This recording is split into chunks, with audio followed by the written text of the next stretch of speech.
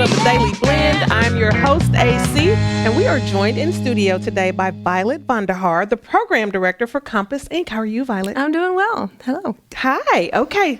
People might not know, maybe not familiar. Tell us about Compass. All right. So Compass was founded in 2007 by Vicki Lighty. And we started off as like a very small grassroots organization with local musicians and teachers. Lloyd Warden was on the original board, and Phil Sean Johnson, who was my partner, was also on the original board, still is. And our goal was to bring musical opportunities to our community.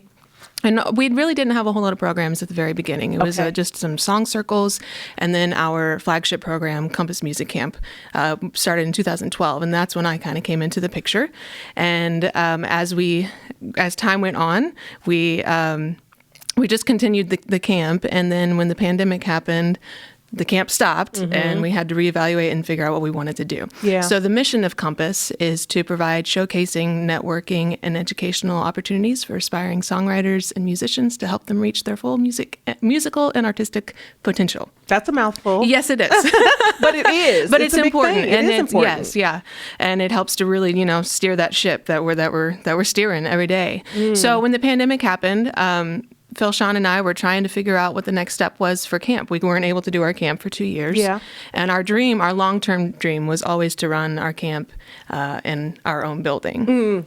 And so in 2021, I'm so terrible with dates. I understood. Yeah, but we found a location located within the Hillel building on University Avenue, and as soon as we stepped into those doors, we knew. It was like this. It just felt like a school already. We had no idea what we were getting ourselves into or what we were about to do. We generally don't. Nope, but it felt like the right thing to do, and I'm so glad we took the leap. And a couple months after we signed the lease, not knowing how we were going to pay for the construction because it needed a big remodel, we were gifted a large grant from Veterans United, and they helped to pay for the entire remodeling. And we opened in June of 2022. Jeez. I know. 22. Those years went by really fast, though. Well, yeah. No, the COVID years are all a blur. Anyway. It's a blur. Yeah. It's a blur. So that's kind of our beginning.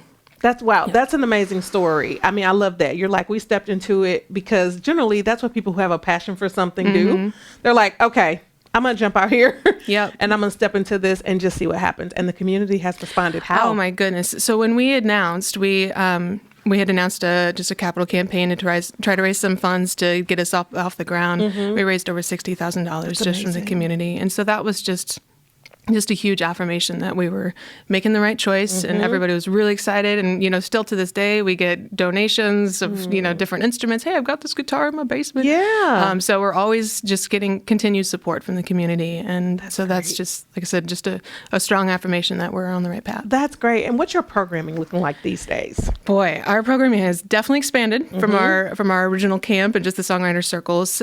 We just finished up a few new camps in June that just went amazing. The first week of June, we had the Sound Explorers Camp, which was directed by Logan Garner, one of our teachers and also certified music therapist. And that was just an intro to music, so ages 7 to 9. We had a great group of kids for that. And then I directed a camp the second week of June, which was probably the cutest thing I've ever done. It was so much fun. It was a girls rock camp for ages 7 to 11. And we had 15 young girls that some of them had never even played instruments before. We put them in bands together. God bless our band coaches. I'm sure. They did incredible. And the end of the week, they, after learning how to make music together, that's a big lesson of learning to work together as a team and a band.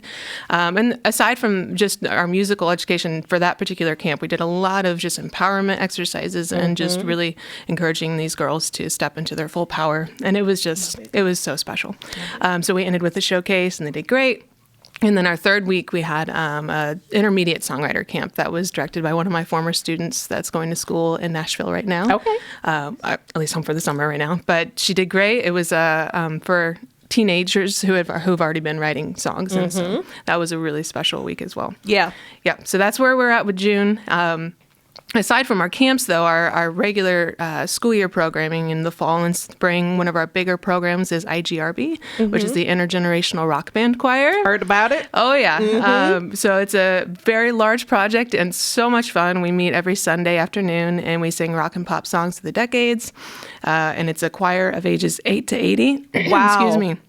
Yes, so all ages. That's got to be an amazing time. Incredible. And the community, the community aspect behind it, just seeing how it's, we just finished our 4th semester of our first session of it, and just seeing how the community has grown and seeing the people who return each time and just the friendships that are made and built through it. It's magical. Yeah. It's so great. And what do you have coming up at the Blue Note? Okay.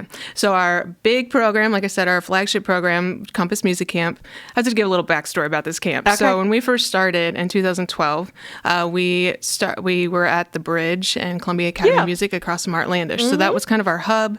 And the kids were, I still can't believe we did this. The kids would rehearse at different venues around town. So we would have a band rehearsing at the time, Mojo's. Okay. So we'd have to set up a band rehearsal space and then break it down each day because they would have concerts there that night. Yeah. And then Talking Horse Theater Productions, they also hosted one of our rehearsal rooms, Artlandish, Roxy's. So we were all over downtown with these kids in different bars. I was like, oh my gosh. It's a lot. But, the kids loved it. But it was a lot of work. And that was, again, that seed that was planted. I was like, man, what it would be like if we could just do it in our own building. Yes. So we are moving into our 3rd year now of hosting the camp within our own space. This is our 11th year of our camp.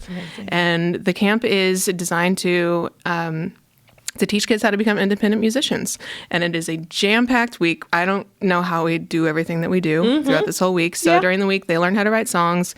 They take music theory, music history, art and design, where they create their own band logos. And then at the end of the week, after rehearsing and learning how to writing songs, they'll perform at the Blue Note on July 21st. July 21st. Yes. At the Blue Note. At the Blue Note. So, real quick, can people still get in? Oh, no. We filled up in 6 hours. No, they're done. So look for next year's camp. If you went in, join our newsletter because it fills up. I have a feeling it's going to fill up even faster than 6 hours next year. Thank you. Yeah. Thank you.